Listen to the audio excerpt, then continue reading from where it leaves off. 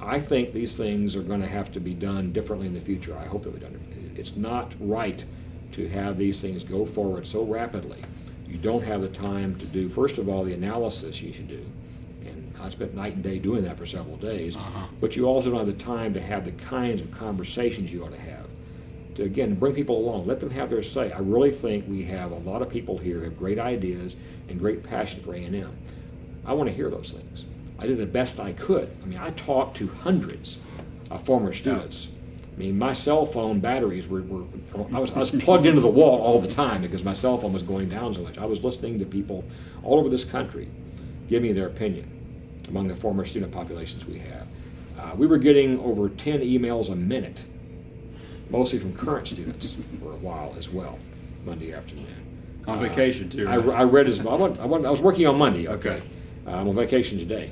But I was sitting there trying to digest all this coming. I had my assistant here trying to read all the emails I couldn't read and give me some kind of categorization, so I was kind of keeping track of things that way.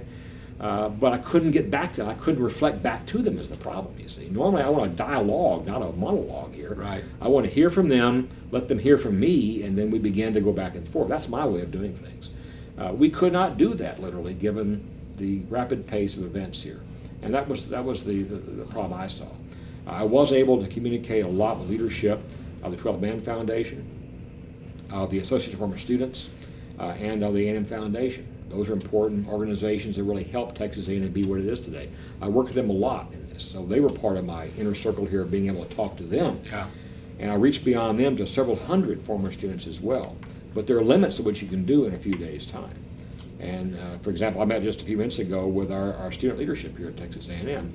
I didn't include them much in this conversation because there wasn't time to do that. Right. And I really regretted that. And I apologized. I said, I really wished I could have had the time to bring you into this.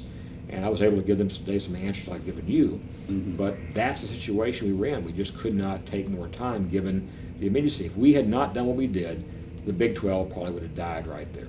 And that would have closed a whole window. And because we had, I thought, the ability to make it happen and to do the right thing again for Texas A&M and Texas, we went ahead then and made the decision not to ask for the chairman to call a special meeting of the Board of Regents to make another decision. And we were able to preclude, I think, the complete dissolution of the conference by that. And that's, you can years from now analyze whether it's a right or wrong answer to give. It was the right answer at that time, I'm certain. But you did bring up an interesting point when you said this might not have happened, the Big 12 might not have existed, or maybe you would have been left out. Do you feel like they would have undercutted you and gotten to TCU and said, hey, we're going to go with these 10 and move forward? It didn't seem like they were going to. I felt like they were going to let you take the time. I felt that we had the option all along. But was it the right thing to do? To abandon the 9 and let them fill in the gap or whatever. Right. Again, that brought in a statewide perspective here. We had Baylor, Texas Tech, and Texas and ourselves here to look at it, and I said, would it make sense to do it that way? And it didn't to me. I think that would have driven the Big 10, or what do you want to call it now, the Big 12 minus 2, I call it sometimes right now. It would have driven them maybe to make a hasty decision that wouldn't have been in the best interest of that conference's long-term stability. And again, don't forget this issue of preserving rivalries, preserving traditions that are so important to Aggies everywhere. It's a hard thing to do, to just walk away from something we've done for so long. So I do have to ask people to think about that particular issue, what that would mean to us down the road. What do you think of all these individualized TV networks? The Longhorns are getting close to maybe thinking about doing this. I know they've been talking about it for a long time. Has anything changed in the TV contracts that now allows them to have an open door to go do it? And then from your perspective, with the Big 12, they're just deciding to do it now, with the Big 12, they've always had that option. Again, the SEC and the Big 12 allow the individual members to keep their local rights, okay? And Texas has always had the ability to do this. In the Pac-10, they couldn't have. Why are they doing it now, you think? I think these things take a while to decide how you. We, for example, have our network too. We have a series of radio and webcasts we do, and people watch those all the time. I'm creating a small group to re-examine our own approach here to make sure we're doing the best we can for our fans, for our students, both former and current.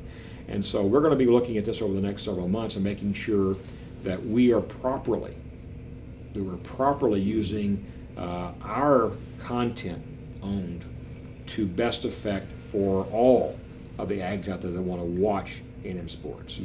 Again, we want exposure not just for football players and basketball players, but for people in soccer, people in volleyball, people in tennis, you name it, okay?